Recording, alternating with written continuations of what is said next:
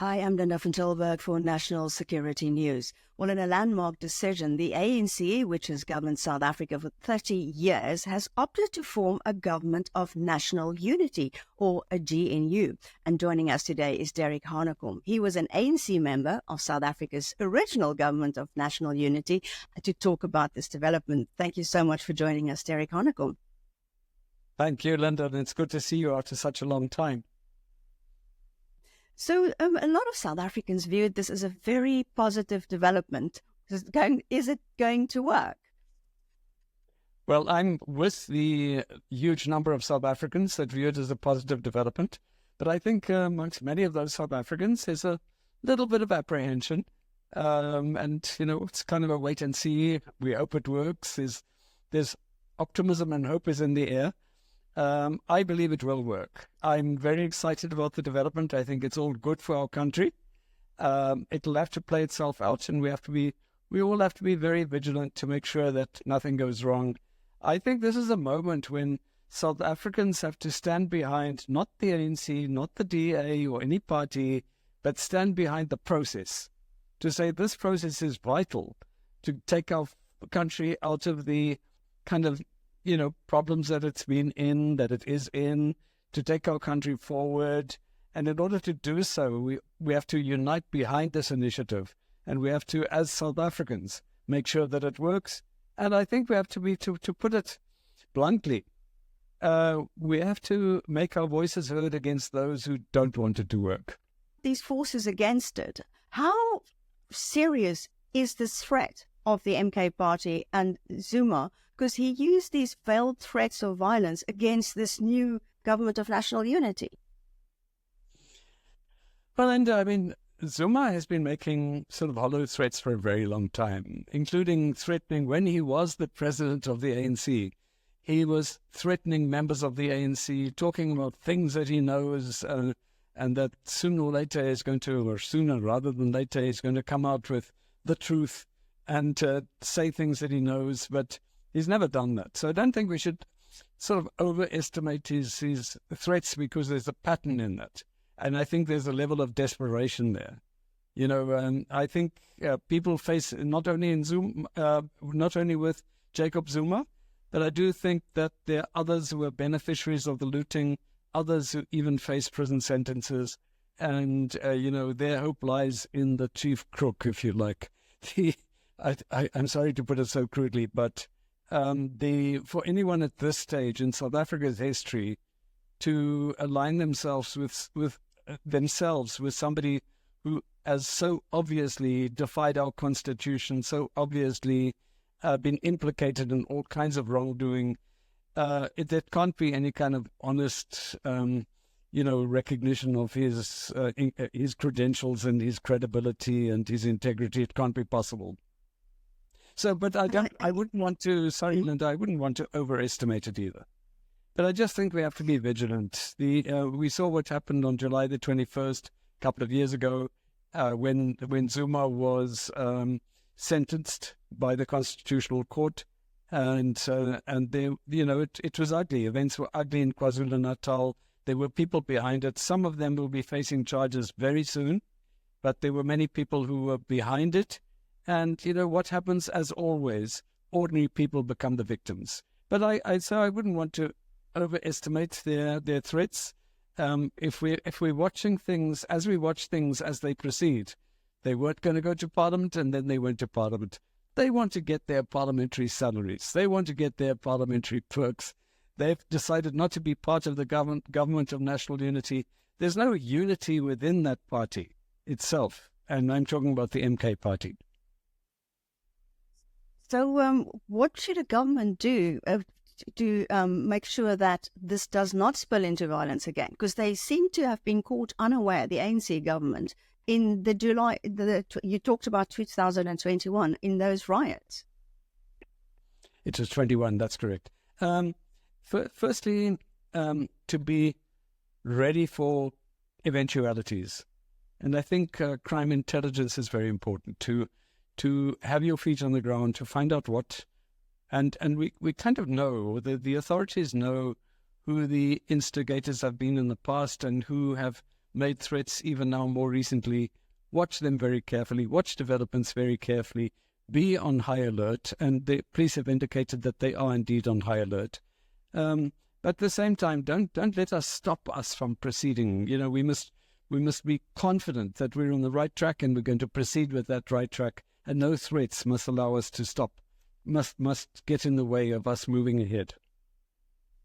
And one thing that Zuma does, he's again talked about white agents. He likes to label people as spies of some, I don't know, some third force or something.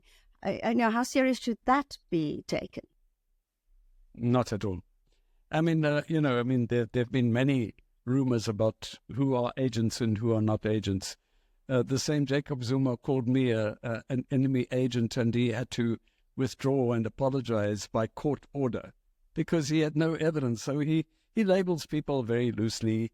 And it's not just white people, it's black and white, etc. Whoever basically stands in his way. He's been very scathing about President Ramaphosa. He was very scathing about President Thabo Mbeki before. But he's on flimsy ground. He knows he's on flimsy ground. He's got no basis whatsoever to make these claims. Okay, well, with KwaZulu-Natal's shift to the MK party, the support is undeniable. So what should be done to win back that support of KwaZulu-Natal? Okay, and I think you're absolutely right. I mean, we shouldn't deny what the picture that has emerged from these elections. The picture that has emerged is that Jacob Zuma does have a support base in KwaZulu-Natal. Whether it's an informed support base or whether it's a support base that is based on some misinformation, some even playing into the kind of ethnic card, if you like, to say this card of we must have a person from KwaZulu-Natal or a Zulu more specifically in government, and Jacob Zuma represents us, the people and no one else can represent us the way Jacob Zuma can. And all the things that are said about Jacob Zuma are just part of a campaign against him, and people buy into that kind of misinformation and those kinds of lies. But there's no doubt that his popularity, obviously, if we go back a few years earlier, his popularity lay far beyond KwaZulu-Natal. His popular base now is somewhat limited to KwaZulu-Natal and pockets of other provinces, really pockets. But it's there. This popularity is there. What can we do about it? Well, I think make this government of national unity work. Let people see that it's working. Let people see that things are improving. Because at the end of the day, for ordinary voting people, ordinary citizens of the country, what is far more important than Jacob Zuma or Cyril Ramaphosa or anybody else is that their lives improve where they are living, that they get better services, that education improves, health services improve, etc. So, I mean, I think the big challenge now is to make it work. And if it works, I believe that this support base will erode, and people will recognize that this was indeed, in this watershed period in the history of our country, this was the right way to go. Well, how do you make it work? Because there's a lot of parties that are going to ask for cabinet positions now, and you've been in the original government of national unity, which eventually broke up. So how do we not make the same mistake again? Okay, well, let me refer to the government of national unity as in at a national level, and we have to accept that KwaZulu-Natal has its own particular challenges. But on a national level, of course, there are key differences between what happened in 1994 and the establishment of a government of national unity then, which was a constitutional requirement. And that's the one thing, that the constitutional dictated it, not the numbers of votes that the ANC got, but it was a constitutional prescript. So it was done, but it was the other thing that is very important to note is that the situation was quite, apart from what the interim constitution said, the situation was very different. It was volatile. There were very, very tense moments in the lead up to the 1994 elections. Even though there might be tense moments now, it's incomparable. incomparable. So we needed to, to rescue the country and to take the country forward and get to the point of even having a new constitution, which we finally got in 1996, and a very, very good constitution, which was at the end of the day, the product of people getting together, putting their minds together. You know that the two main architects of that new constitution came from two different parties. Rolf Meyer and Cyril Ramaphosa, in fact, were the real drivers of that constitution-making process. But so there was that government of national unity, and the parties involved in some ways, especially the National Party at the time, and the ANC were in many ways poles apart. Whereas I believe that the parties to this government of national unity, although there has been a great deal of acrimony and, we've gone through many elections successfully, we should never forget that, but that nonetheless in these kinds of campaigns, often there's a lot of hatred that is sown in these kind of campaigns, a lot of mistrust, and that's a reality. So, but the differences between the parties involved in the process in this initiative and the differences in 1994, they're not the same. I think there's a lot of commonality. There are a lot of common policies. There are some policy differences, and those differences have to be reconciled, and we have to accept that there will be differences, as many parties have said. This government of national unity, or this particular arrangement that we're going into, does not require policies to give up their policies. It allows for the acceptance of policy difference. But what is going to be very interesting is the dialogue that continues from now onwards.